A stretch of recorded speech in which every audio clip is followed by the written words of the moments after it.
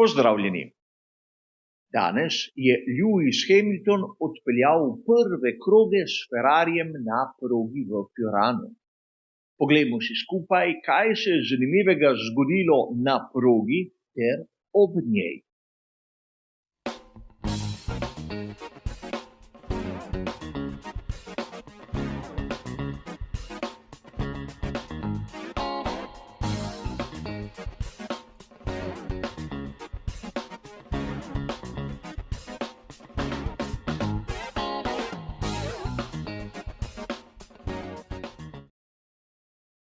Na začetku je treba priznati, da je že prihod Lewisa Hamiltona v Maranello vzbudil veliko zanimanje.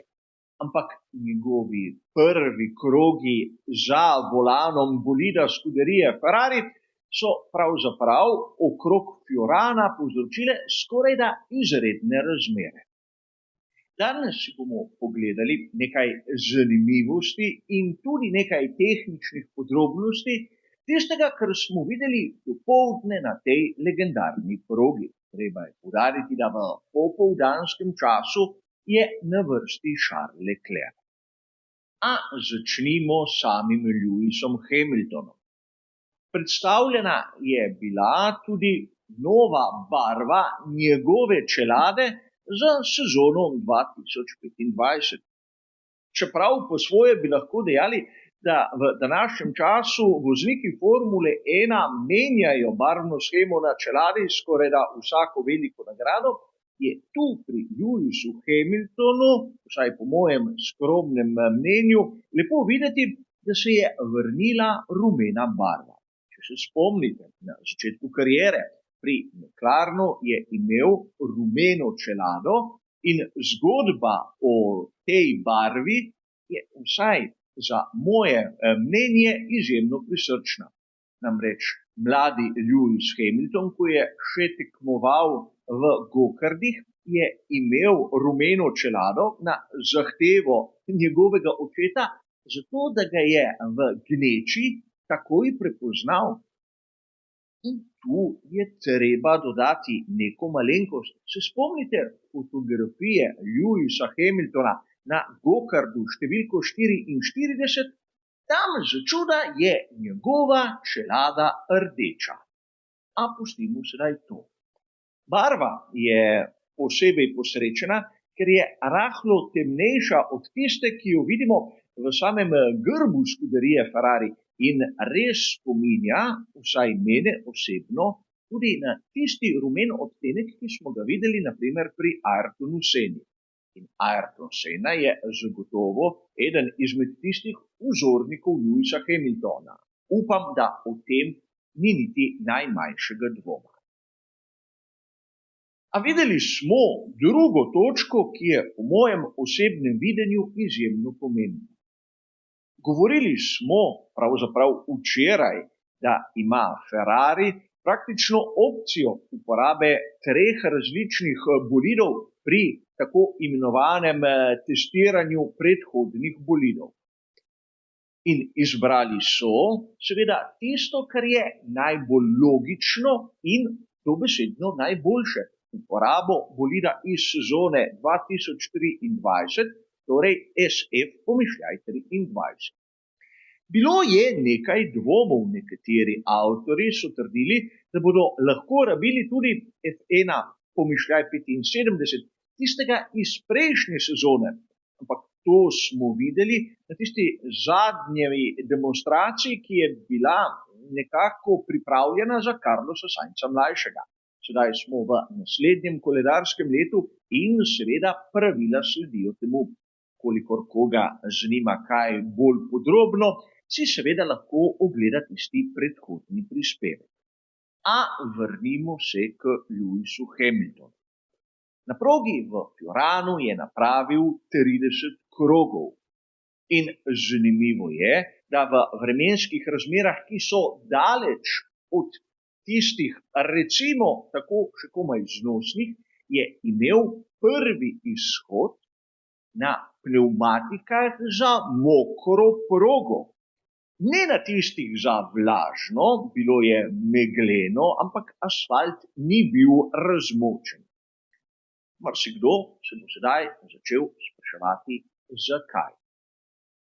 Megleno, januar, temperatura je nizka in potrebno je bilo uporabiti pnevmatiko, ki deluje v takšnih pogojih.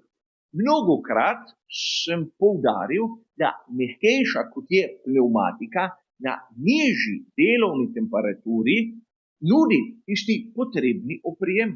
Ampak, če imamo mešanice od C1 do C5, sem mnogokrat že poudaril, da bi morala biti pnevmatika za vlažno progo, torej ona z zelenim napisom, okrog C6, C7 in za primerjavo ona za mokro progo, torej z modrim napisom, tam nekje med C10 in C11, morda C12. Torej je jasno, zakaj Lewis Hamilton na začetku je šel na progo v Fiorano prav z to tipologijo pnevmatike.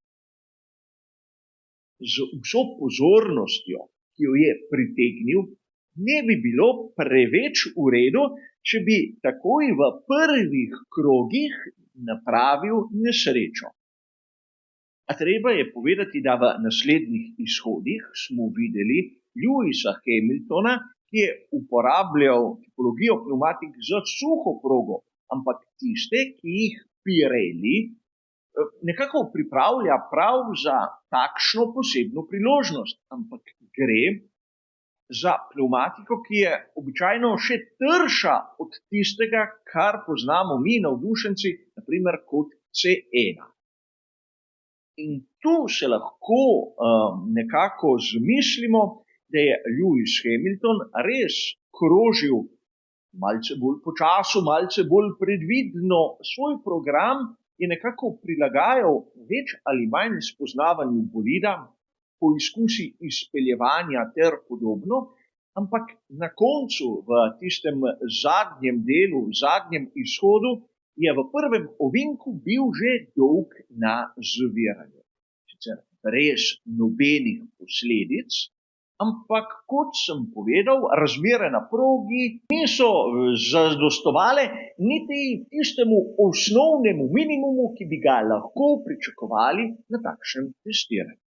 Ampak brez skrbi. Lewis Hamilton je odpeljal v današnjem dnevu 30 krogov. Podobno lahko pričakujemo, da bo storil Charles Leclerc popoldan. In torej, oba dva voznika bosta skupaj zbrala približno 200 km.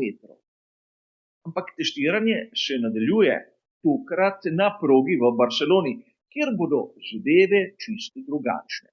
Razumeti moramo, da Lewis Hamilton je moral preveriti sedež, ki so mu ga naredili pravzaprav v zadnjih 2 dneh.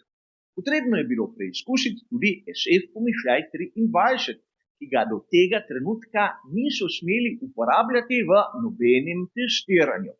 Torej je bolid, ki je najmanj 12 mesecev stal.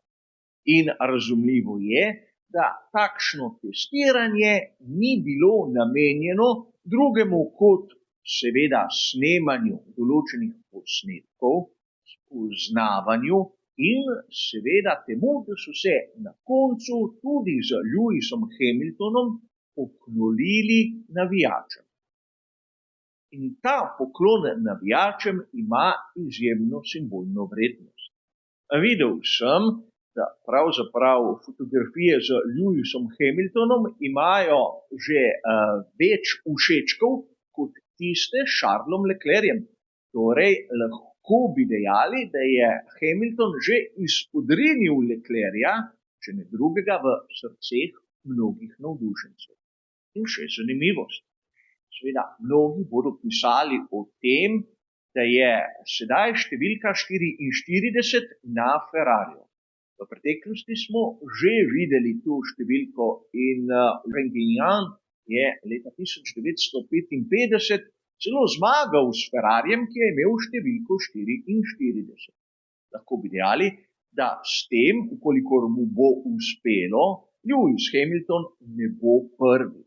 Ampak to, vsaj kar se mene tiče, absolutno ni važno.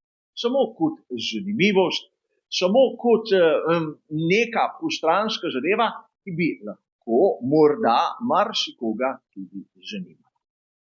Torej, Lewis Hamilton v Ferrariju je napravil prve kroge, ampak kaj več od tega dobesedno ne. Nadaljujejo se priprave in zanimivo je, koliko pozornosti so pritegnili pri Ferrariju, naprimer Sauber in Racing Bulls, ki so včeraj imeli podobno testiranje na progi v Imoli, pa niso dosegli niti desetino obsega, ki ga lahko vidimo danes. Ampak tudi to je Ferrari.